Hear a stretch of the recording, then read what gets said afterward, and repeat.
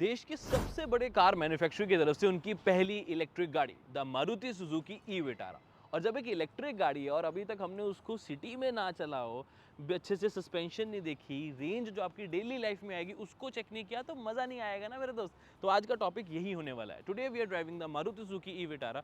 गुड़गांव है, दिल्ली जाएंगे, थोड़ा रश में भी जाएंगे, थोड़ा हाईवे भी करेंगे, रेंज आपके लिए निकाल के दिखाएंगे कितनी एक्चुअल आ रही है, और उसके साथ साथ comfort, experience, screen, features, battery as a service, यानी कि किस वजह से इस गाड़ी की प्राइस बहुत बहुत बहुत कम हो सकती है, ये सब करेंगे discuss in the most detailed video of the Maruti Suzuki e Vitara.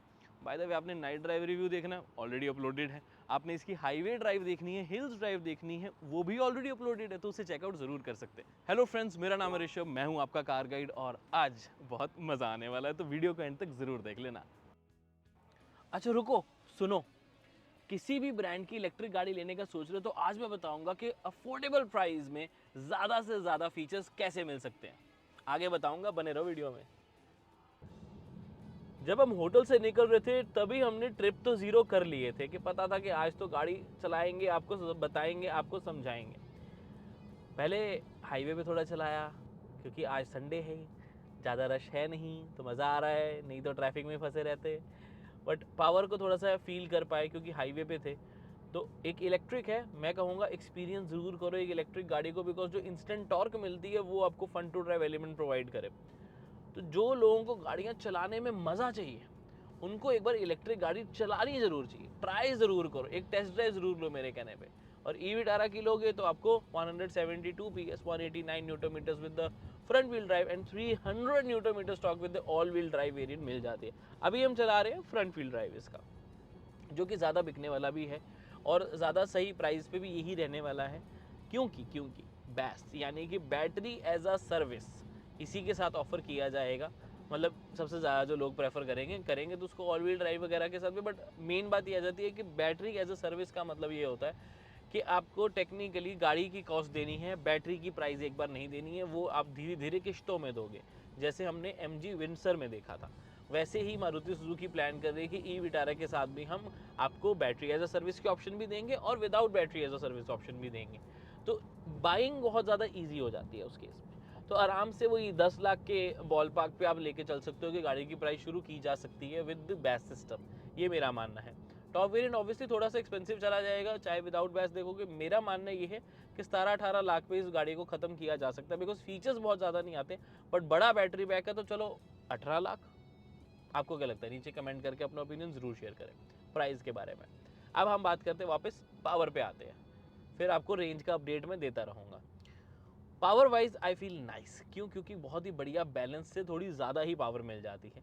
Instant torque है तो एक फन टू ड्राइव एलिमेंट जैसे मैंने बताया वो तो मिलेगा ही मिलेगा, और उसके साथ आपको ओवरटेक करना हो या 0 to 100 एक्सट्रेशन करना हो तो उसमें आपको बहुत ज़्यादा मज़ा आता है करने में। थोड़ी सी रेस दी और ये गाड़ी भागने को दौड़ती है, तो वो चीज़ आपको बहुत अच्छा एडवांटेज मिल जाता है इसके साथ। तो हाईवे के कुछ शॉट्स आपके लिए लगा देता हूँ जिसमें हम इसको जब बाहर रहे थे तो मज़ा आ रहा था। पावर के साथ साथ एक चीज़ में और मज़ा आता है, गाड़ी थोड़ी हैवी फील होती है, ग्राउंडेड फील होती है। अब देखो गाड़ी की हाइट बहुत ज़्यादा नहीं है तो एरोडायनेमिक फ्रेंडली हो जाती है गाड़ी। वैसे तो कंपनी ने इसमें अडेप्टिव शटर्स भी दिए हैं, यानी कि आगे जो शटर्स है वो बंद हो जाते हैं और खुल जाते हैं डिपेंडिंग आपकी रिक्वायरमेंट पे, तो उससे आपको एरोडायनेमिक्स और बेटर मिलते हैं, रेंज आपको बेटर मिलती है। बट अगेन मेरा पॉइंट ये है कि गाड़ी ग्राउंडेड फील होती है, चिपक के चलती है सड़क से, तो एक हैंडलिंग पॉइंट ऑफ व्यू से भी ना आपको एक एश्योरेंस मिलती है कि एक बढ़िया गाड़ी चला रहे हो। प्रॉब्लम ये है कि जो सस्पेंशन है कुछ ज़्यादा ही स्टिफ है। तो जब खड्डे आते हैं या ख़राब रास्ता आता है, सीधी सी बात बोलूँगा, bad roads is equal to bad experience, क्योंकि बहुत ज़्यादा बाउंसी, झटका ये सब होने लग जाता है स्पेशली रियर सीट में।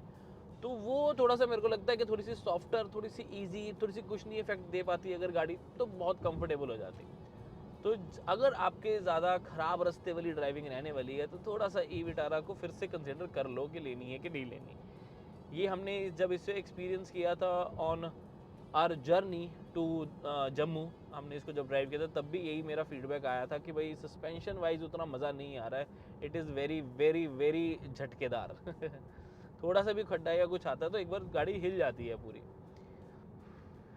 पर्सनली अभी जब हम इसका रेंज वाली चीज़ कर रहे हैं तो मैं रीजनरेटिव मोड ऑफ ही रखे हुए हैं, क्योंकि ज़्यादातर आप उसी तरीके से गाड़ी चलाओगे, क्योंकि हमारा मोटिव ये नहीं है कि हम ज़्यादा रेंज लेके आना चाहते हैं इस गाड़ी के साथ। मैं एक जनरल टेस्ट कर रहा हूँ, city, highway, traffic, lights, regen off करके, एसी चला के, 2 लोग विद लगेज की कितनी रेंज अप्रॉक्सीमेटली आ रही है।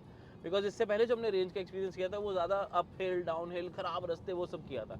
लेकिन आप डेली लाइफ में वो सब नहीं करोगे। डेली लाइफ में आप इसे ऑफिस से घर लेके जाओगे, घर से शायद थोड़ा सा आपका ऑफिस दूर होगा या आपको कहीं और जाना है, मतलब डेली कम्यूट होता है आपका वो पहाड़ों पर उतना नहीं होता। तो उस वजह से हम इसको इस तरीके का एक सिटी ड्राइव रिव्यू कर रहे हैं, जिसमें प्रॉपर रेंज आपको दिखाएंगे कि एक्चुअल रियल लाइफ आपकी रेंज कितनी आ रही है। तो पहला update, at 40 kilometres battery use हुई है 9% and we are close to 6.8 kilometre per kilowatt hour. Basic calculation करें कि 9% में 40 किलोमीटर अगर चली है तो इसका मतलब ये है कि अप्रॉक्सीमेटली 420-430 किलोमीटर के आसपास रेंज आनी चाहिए। बट अभी थोड़ा और चलाते हैं, फिर आपके साथ एक्सपीरियंस में शेयर करता रहूँगा। जब आप एक इलेक्ट्रिक गाड़ी परचेज करने जाते हो तो एक ऑप्शन मिलती है आपको, एक वॉल बॉक्स एसी कार के लिए चार्जर लेने की, वो भी डीलर से। लेकिन एक ऑप्शन और है, I recommend the ZEV Point Polar Pro। ये एक एडवांस और स्मार्ट 7.2 किलोवाट का वॉल बॉक्स एसी चार्जर है जो कि आपकी गाड़ी के लिए परफेक्ट रहता है। क्यों? क्योंकि इसमें बहुत सारे फीचर्स मिल जाते हैं और काफ़ी अफोर्डेबल प्राइस में भी आता है। मेजर चीज़ इसके फीचर्स हैं, क्योंकि इसमें आपको मिले RFID control, app control, emergency button, उसके साथ साथ IP66 की water resistance, fault sense technology भी मिल जाती है और ये 5 मीटर लंबी केबल भी। इसीलिए तो बोल रहा हूँ कि ZEV Point Polar Pro एक कमाल का AC वॉल बॉक्स चार्जर है जिसे आप खुद से परचेज कर सकते हैं। ये ZEV Point Polar Pro आपके लिए परफेक्ट रहता है। आप इसे अपने घर पे, ऑफिस में, फैक्ट्री में, कहीं भी बहुत इजीली इंस्टॉल कर सकते हैं और यूज़ कर सकते हैं। और क्योंकि ये सेफ़ है, फीचर्स बहुत सारे आ जाते हैं और काफ़ी ज़्यादा अफोर्डेबल है, इसीलिए तो मेरी recommendation ZEV Point Polar Pro है। सेफ्टी बहुत इंपॉर्टेंट टॉपिक, स्पेशली जब हम मारुति सुजुकी ब्रांड के बारे में बात कर रहे हैं। तो ब्रांड ने लॉन्च से पहले ही बता दिया, भारत 10 का 5 स्टार सेफ्टी रेटिंग आपको मिल रही है, टेस्टेड है। तो ये चीज़ अच्छी लगी। दूसरी चीज़ उससे भी ज़्यादा जो अच्छी लगी वो है 7 एयरबैग स्टैंडर्ड। सारे के सारे वेरिएंट्स में आपको 7 एयरबैग्स मिलेंगे। 6 का आइडिया तो आपको है ही है, 7th आपकी नी प्रोटेक्शन के लिए, यानी कि ड्राइवर के नी एयरबैग भी प्रोवाइडेड है। लेकिन उससे भी खास बात पता है क्या है, कि ये मारुति सुजुकी है, यानी कि इनके नेक्सा डीलरशिप पे already 2000 exclusive Maruti Suzuki chargers लग चुके हैं 1100 से ज़्यादा सिटीज़ में, और top 100 cities of India obviously उसके अंदर शामिल हैं। और उससे भी इंटरेस्टिंग बात ये है कि 2030 तक 1 लाख टोटल चार्जर हो जाएंगे, सिर्फ डीलरशिप के नहीं, ऑब्वियसली चार्जिंग ऑपरेटर्स के साथ, जो कि अभी 13 है, मे बी आगे जाके बढ़ जाए। तो 2030 तक पब्लिक रोड्स पे 1 लाख चार्जर होंगे, ताकि आप अपनी ई-विटारा को जहां मर्जी जैसे मर्जी चार्ज कर सको, या ऑफ कोर्स किसी और इलेक्ट्रिक गाड़ी को भी। अच्छी बात मुझे ये लगी कि जो कंपनी ने बिल्ड क्वालिटी प्रोवाइड करी है, which is very very nice. जैसे जो क्वालिटी ऑफ मटेरियल है, फिट एंड फिनिश है, ये देखो सॉफ्ट टच है, ये हार्ड प्लास्टिक, लेकिन देखो कोई भी पैनल गैप नहीं है, हर जगह आपको हैप्टिक फीडबैक वाले बटन्स भी मिल जाते हैं, प्लस दिखने में भी पता लगता है, टच करने में फील होता है, ऐसे कुछ इधर उधर झूल नहीं रहा है। So the fit and finish is nice, actually very very nice. मेरी एक्सपेक्टेशन थोड़ी बढ़कर ही है।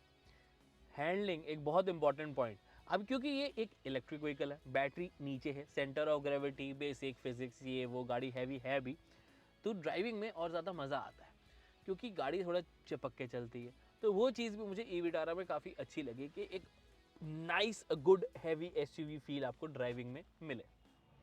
हाँ, लेकिन एक प्रॉब्लम है, सनरूफ के जो दीवाने हैं उनका दिल टूटेगा थोड़ा सा इसलिए बोला बिकॉज सनरूफ तो मिल रही है और काफ़ी बड़ी सनरूफ मिल रही है, सेगमेंट की सबसे बड़ी होती है, बट ये ओपन नहीं होती। सेफ्टी पॉइंट से तो वैसे सही है, लेकिन पूरा ग्लास पैनल भी नहीं है। तो ये सारी चीज़ों का ज़रूर ध्यान रखें कि मैनुअली इसे ओपन करना है। सनरूफ बड़ी है बट ग्लास है, पेन है। ये पेन मतलब PAIN वाला नहीं, PANE वाला ग्लास पेन है, जो कि फिक्स है, ये ओपन नहीं होता है। इसे ऐसे ही बस बंद और ऐसे ही खोल सकते हो। तो थोड़ा सा दिल तो टूटा होगा आपका। बताओ सनरूफ चाहिए या नहीं चाहिए? सेगमेंट के हिसाब से one of the best wheel base हो जाता है इस गाड़ी का, जिसकी वजह से नी रूम तो काफ़ी अच्छा मिल जाता है। बट आई थिंक सीट्स की क्वालिटी में थोड़ा और बेटर वर्क किया जा सकता था। सिटिंग पोजीशन पे की बात कर रहा हूँ मैं। क्वालिटी तो ठीक है, कुशनिंग वगैरह, लेदर और फैब्रिक का अच्छा मिक्स यूज़ किया गया था कि गर्मी भी ना लगे और एक मॉडर्न टच भी दे। लेकिन ये जो पूरा एरिया है अंडर थाई सपोर्ट नहीं दे पाता। अब मैं पैर आगे कर रहा हूँ तब भी नहीं, क्योंकि ये जो फ्लोर है ना ये ज़्यादा ही ऊपर को हो गया। कैसे हुआ? क्योंकि बैटरी इतनी बड़ी जो लगी है, तो उसकी वजह से जो सिटिंग पोजीशन है उसमें मेरी लेग्स ज़्यादा रेज हो गई, ऊपर को उठ गई। तो ये थोड़ी नीचे होनी चाहिए या सीट्स थोड़ी ऊपर होती, लेकिन अब सीट्स ऊपर नहीं कर सकते, क्यों? क्योंकि फिर हेडरूम ही खत्म हो जाता। तो उस पॉइंट से पीछे बैठना थोड़ा सा अनकंफर्टेबल हो सकता है लंबे लोगों के लिए, बट 3 लोग बैठना चाहते हैं तो बैठ पाएंगे, क्योंकि फ्लैट फ्लोर है, विड्थ अच्छी है, तो कंफर्टेबली फिर भी बैठा जाता है विड्थ पॉइंट ऑफ व्यू से। फीचर्स की बात करें तो वो भी काफ़ी मिल जाते हैं, जैसे कि ये वाली जो पूरी आर्मरेस्ट टाइप है, इसको आप पुल करोगे तो ये पूरी ही नीचे आती है हेडरेस्ट के साथ ही। तो यहाँ पर आपको प्रॉपर 2 बड़े कप होल्डर्स, और ये पीछे खाली मिल जाता है, सपोर्ट और नहीं है। यूजुअली सिर्फ कप होल्डर आगे आते हैं ना, लेकिन ये पूरा का पूरा ही एम्प्टी हो जाता है, बिकॉज ये 40-20 और 40 रेशो में डिवाइड होती है व्हीकल। ये चीज़ मुझे पर्सनली बहुत अच्छी लगी। क्यों? क्योंकि देखो कई बार आपके पास लंबा सामान है लेकिन बड़ा सामान नहीं है, लेकिन लोग आप प्रॉपर बिठाना चाहते हो, तो सिर्फ इसको नीचे करो और वो लंबा आगे तक चाहे ले जाओ। जैसे स्कीज होते हैं, यूजुअली ये स्कोडा की कार्स, वॉल्वो की कार्स, उन सब में प्रोवाइड किए जाते हैं feature, but Maruti Suzuki e Vitara में भी आपको ये मिल रहा है कि 40-20-40 रेशो में आप इनको फोल्ड करो, तो उस अकॉर्डिंगली लोगों को बिठा पाओगे। सिर्फ 40-60 नहीं है, बीच में 20% वाला भी एक दे दिया इन्होंने, दैट इज़ नाइस। बाकी रेयर एसी वेंट्स हैं, चार्जिंग पोर्ट्स आपको काफ़ी फास्ट वाले मिल जाते हैं। पीछे पॉकेट ड्राइवर सीट पे नहीं है, लेकिन को ड्राइवर पे दी गई है। Headroom is decent. LED lights की ब्राइटनेस अच्छी लगी। स्पीकर सिस्टम ऑब्वियसली प्रॉपर मिले, ग्रूविंग यहाँ मिल जाती है, एयरबैग पूरे पीछे तक आते हैं, बट सनशेड नहीं है, ठीक है, ध्यान रखना। और देखा जाए तो थोड़े से कलर्स की कमी महसूस होती है कि यार थोड़े कलर्स पीछे और हो सकते थे। लाइट यहाँ पर पैनल पे जो पियानो ब्लैक है, इसकी जगह कोई लाइट थीम हो जाती, या ब्राउन ही दे देते, जो इन्होंने ब्राउन ऑलरेडी दी है। ज़्यादा ब्लैक हो गया डोर साइड, आपको क्या लगता है? कमेंट करके ज़रूर बता दो। गाड़ी पीछे से आपको कैसी लगी? मुझे इसका जो वो क्रॉस ओवरिश लुक है ना, वो बढ़िया लगा, और स्पेशली ये ई बैज, ये भी काफ़ी इंटरेस्टिंग है। यूजुअली कई बार थोड़ा सा एलिमेंट ही होता है, बट ये थोड़ा और ज़्यादा 3D कलर 2 यूज़ किए गए तो अच्छा लगा। बाकी टेल लैम्प्स नाइस, सारी चीज़ें यहाँ मिल जाती हैं। वॉक अराउंड की मुझे लगता है कोई ज़रूरत नहीं है, सीधा बूट स्पेस के बारे में बात करते हैं, वो इंपॉर्टेंट है। क्यों? क्योंकि मैं थोड़ी ज़्यादा बूट स्पेस एक्सपेक्ट कर रहा था। हालांकि आपको इसको रेज करोगे तो नीचे आपको एडिशनल स्टोरेज मिल जाती है, जैसे आपका चार्जर पूरा अलग से आता है, जो कि आपको मिलता है उसके लिए प्लग एंड प्ले वाला चार्जर, कि बड़े प्लग पे लगाओ, इसको सीधा चार्ज पे लगाओ। स्लो होता है ऑब्वियसली, लेकिन एमरजेंसीज में बहुत काम आता है। तो सारी जो टूल किट है वो भी आपको इसके नीचे ही प्रोवाइडेड है, आप देख सकते हैं। बट बैग्स रखने की जो जगह है वो कंपैरेटिवली थोड़ी कम आपको मिलेगी इस 4.3 मीटर एसयूवी के पॉइंट से। ये मेरा पर्सनली थोड़ा सा थोड़ी सी स्पेस और होनी चाहिए थी, बट पीछे एलईडी लाइट है वो अच्छी, 40-20-40 रेशो स्प्लिट, वो मुझे पर्सनली अच्छा लगा। साइड में इधर तो नहीं, लेकिन इस तरह थोड़ा सा ग्रूव दिया गया, क्योंकि इधर इन्फिनिटी का सब वूफर आ जाता है, उधर आपको स्पेस मिल जाए थोड़ा और सामान रखने की। मतलब ऐसा नहीं है कि बूट में कोई बहुत बड़ी प्रॉब्लम है, बट जब आप इस साइज़ की ओवरऑल गाड़ी लेते हो तो इससे हल्की सी ज़्यादा बूट एक्सपेक्ट करते हो। वैसे तो वही है, 3-4 बैग्स तो ईजिली आ ही जाएंगे। पब्लिक ने डिमांड करी कि पीओवी लेकर आओ, यानी कि पॉइंट ऑफ व्यू स्टाइल करो, तो ठीक है सर, आपका हुक्म सर, आंखों पर लीजिए। लिटरली सर और आंखों के ऊपर हमने अपना कैमरा लगा लिया है। आप इस फ्रेम में थोड़ा सा देख सकते हैं, इस तरीके से लगा लिया गया है। और अब आपके लिए इसका ड्राइव रिव्यू करेंगे, जिसमें हम मेजरली बात करने वाले हैं एडैस के बारे में और विजिबिलिटी के बारे में। तो सबसे पहले visibility. Now this is an SUV, तो एसयूवी वाली विजिबिलिटी मिलना बहुत इंपॉर्टेंट है। जैसे आपको राइट साइड पे प्रॉपर बोनट नजर आए, लेफ्ट साइड पे बोनट का एज पूरा नजर आए। तो जब आप सिटीज़ में बम्पर टू बम्पर ट्रैफिक में, पार्किंग्स वगैरह में निकलते हो तो काफ़ी ईजी हो जाता है, ताकि विजिबिलिटी मिलती है। फ्रंट पार्किंग सेंसर्स तो आपको मिलते हैं, बट अब वो सारे ज़रूरी नहीं ना सारे वेरिएंट्स में मिले, लेकिन जो व्यू है वो तो आपको सारे वेरिएंट्स में मिलेगा ये वाला। बाकी इलेक्ट्रिकल एडजस्टेबल ड्राइवर सीट है, उसे आप हाइट एडजस्ट कर पाएंगे। मैनुअल ऑप्शन भी होगी, अकॉर्डिंगली वेरिएंट आप कौन सा परचेज कर रहे हैं, तो आप हाइट अपने हाइट के अकॉर्डिंगली सीट की हाइट को एडजस्ट करें और ये विजिबिलिटी पाएँ। दूसरी चीज़ विजिबिलिटी की होती है कि आपको IRVM कैसा मिले। तो IRVM मेरे को पर्सनली सही लग रहा है। बेजल बहुत ज़्यादा नहीं है, इसको बेजल लेस नहीं कह सकते, लेकिन बेजल बिल्कुल भी ना डिस्टर्ब नहीं कर रहे, तो इट फील्स नाइस। प्लस ये है कि मेरे को व्यू पीछे मिल जाता है। पहले मुझे लगा था शायद थोड़ा क्रैम्ड व्यू होगा, लेकिन नहीं, हाईवे का या रोड का पीछे का व्यू पूरा मिल जाता है, no issues there at all. दूसरी चीज़ ORVM, लेफ्ट साइड हो या राइट साइड हो, यहाँ पर भी विजिबिलिटी का नो इशू, 10/10 आराम से दे सकते हैं। बाकी आप कुछ बटन प्लेसमेंट्स यूज़ करना चाहते हो, स्क्रीन फ्लोटिंग स्टाइल है, डिजिटल क्लस्टर पे सारी इन्फॉर्मेशन आ जाती है। काफ़ी डार्क थीम रखी गई है, which is a good thing, क्योंकि ये डिस्ट्रैक्ट नहीं करती मुझे बिल्कुल भी ड्राइव टाइम पे। यहाँ पर मैप्स लगाओ, इजीली यूज़ करो। सो फ्लोटिंग स्टाइल डेफिनेटली हर किसी को पसंद आएगा। हेड्स अप डिस्प्ले एक चीज़ है जो लोग कई बार डिमांड करते हैं कि यार वो होना चाहिए, बट मेरे को इतना कोई ज़रूरत नहीं लगती। This is absolutely fine, I like my drive distraction free. Anyways, ये स्टेयरिंग व्हील कैसा लगा, 2 स्पोक, ये भी बता दो। बट एनीवेज हम बात करते हैं एडास फीचर्स के बारे में, जिसमें ऑब्वियसली आपको एडास लेवल 2 मिलता है, प्रॉपर रेडार, प्रॉपर सेंसर्स, हर चीज़ मिले। लिस्ट लंबी है तो यहाँ पर लगा देता हूँ, बट अब मेरे फेवरेट फीचर्स में आते हैं लेन keep assist, automatic emergency breaking और अडेप्टिव क्रूज कंट्रोल। अब अडेप्टिव क्रूज कंट्रोल क्या होता है, नॉर्मल क्रूज कंट्रोल से थोड़ा हट कर होता है कि आप एक बटन प्रेस करते हो और गाड़ी को एक स्पीड पे सेट कर देते हो कि यार 40 की स्पीड मेरी मेंटेन करके रखो, मैं तो इसी पे गाड़ी चलाने वाला हूँ।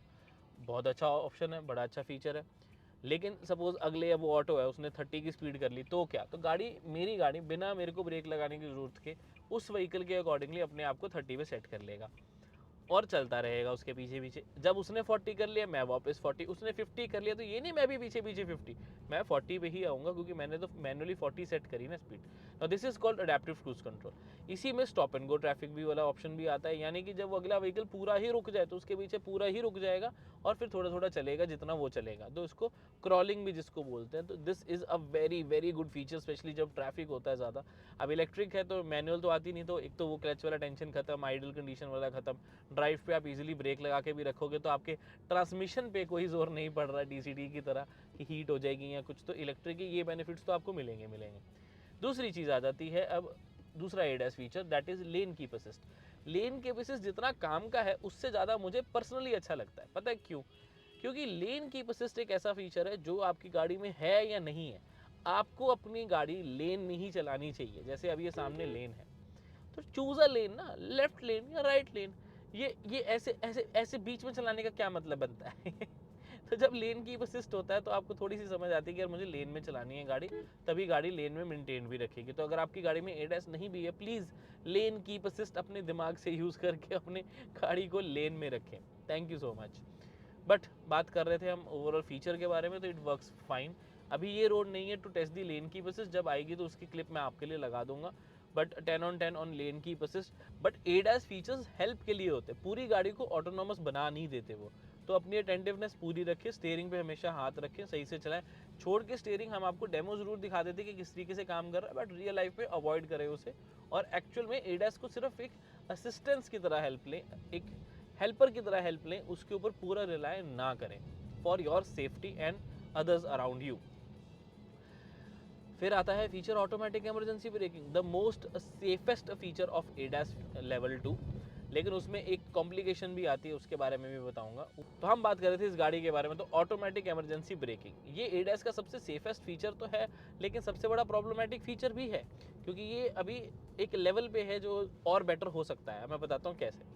ऑटोमेटिक इमरजेंसी ब्रेकिंग क्या करता है कि सामने कोई व्हीकल आ गया, कोई पर्सन आ गया, तो एकदम से पूरी जोर से ब्रेक लगा देगा। ठीक है, अच्छा फीचर है, गुड। मैं नहीं देख पाया, गाड़ी ने देख लिया, पहले डिटेक्ट कर लिया, ब्रेक लगा दिया, एक्सीडेंट से बचा लिया। लेकिन इसमें एक छोटी सी लिमिटेशन आती है, वो एक ये है, सपोज ये वाला बाइक वाला पर्सन है, ठीक है, अब इसने ज़ोर से ब्रेक लगा दी। मैं एज अ ह्यूमन मैं क्या करूँगा, मैं ज़ोर से ब्रेक नहीं लगाऊंगा। मेरी पहली कोशिश होगी कि मैं इसको अवॉइड करके निकल जाऊँ। ऐसे करके मैं इसको ओवरटेक हल्का से कर लूँगा कि साइड से स्लिप करके निकल जाऊँ, ताकि मेरे को ज़ोर से ब्रेक ना लगानी पड़े और पीछे वाला व्हीकल मेरे में आके ना बजे। तो this is what a human और अ ड्राइवर विल डू। लेकिन एडास क्या करेगा, जोर से ब्रेक लगा देगा, जिसमें मैं ऐसे स्लिप करके नहीं जा पाया और हो सकता है कि पीछे वाला व्हीकल ठा करके मेरे बीच में आके बच गया। तो ये थोड़ा सा अभी क्वेश्चन मार्क आ रहा है कि जो स्लिप वाला फीचर है ये तो ऑब्वियसली डाल नहीं सकते, जो स्वे अवे करके उसको ले जाए।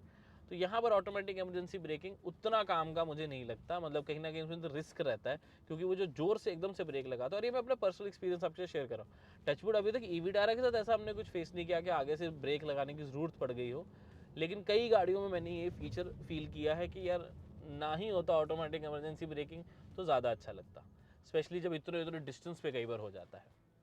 ईवी-टारा को लेके सबसे ज़्यादा मैंने जो क्रिटिसाइज़ किया है, मुझे पता है, वो मैंने रियर सीट को, कंफर्ट को, सस्पेंशन को लेके किया है। तो सिर्फ आगे बैठ के रियर के बारे में बात कर तो थोड़ा सा अनफेयर सा लग रहा था, तो सोचा ये भी हो जाए। तो जब भी ख़राब रास्ता थोड़ा सा आता है तो थोड़ा सा ज़्यादा शेकी हो जाता है मामला। जैसे जैसे ख़राब रास्ता आता रहेगा मैं अपना एक्सपीरियंस आपसे शेयर करता रहूँगा। ये देखो, जब हम अपने ट्रिप पे गए थे ना, तो अविनाश का एक ही कहना था कि जब रेस्ट मोड है, मैं गाड़ी चला रहा हूँ, शूट नहीं करना, तो वो जब भी सो रहा था तो वो बस यही हो रहा था। तो वो उसका कहने का मतलब यही था कि वो सो नहीं पा रहा है इस गाड़ी में, जो कि यूजली दूसरी गाड़ी में फिर भी सो जाता है। तो उसका भी एक फीडबैक, क्योंकि वो तो है भी ऑलमोस्ट 6 फीट का, 5'11" का है वो। नीरो मुझे फिर भी काफ़ी मिल जाता, दैट्स नाइस। फ्लैट फ्लोर है वो एक बेनिफिट मिलता है, बट बस वही बैटरी रेस्ड है थोड़ी, जैसे मैंने बताया आपको। पीछे मतलब कोई बैठा ना तो स्टेबल सीधा सीधा नहीं बैठ सकता, वो थोड़ा हिलता ही रहेगा, क्योंकि एग्जैक्ट सीधी रोड तो हमारे मेजर हाईवेज भी नहीं है, तो थोड़ा बहुत वेव, थोड़ी अनइवननेस तो आती है ना। अब आगे थोड़ा सा पैच खराब आ रहा है, तो वो एक्सपीरियंस मैं बोलूँगा अभी नहीं, अब देखना मुझे बस। मैं अपनी बॉडी नॉर्मली रख रहा हूँ, ऐसे भी नहीं कि बिल्कुल फ्री कर रहा हूँ, ऐसे भी नहीं कि स्टिफ रख रहा हूँ। खराब रास्ते, लेट्स चेक आउट खराब रास्ते। मतलब कई झटके तो इतने तीखे हैं कि सीट बेल्ट का प्रीटेंशनर ऑन हो जाता है, ये देख रहे हो। और ये तो मैं हाथ से कर रहा हूँ, कुछ खड्डे ऐसे है कि तो जोर से झटका लगा। शायद ये सुन रहा हूँ शायद आपको टक टक। आप देख सकते हैं 24% बैटरी यूज हुई है and we have driven 102 kilometres. तो रेंज आई अप्रॉक्सीमेटली 420। अब हमारा ड्राइविंग का पोर्शन हुआ खत्म। 102 किलोमीटर यानी कि 102.2 किलोमीटर हमने गाड़ी चलाई, और परसेंटेज को ध्यान में रखते हुए रेंज आ रही है 425 किलोमीटर्स की।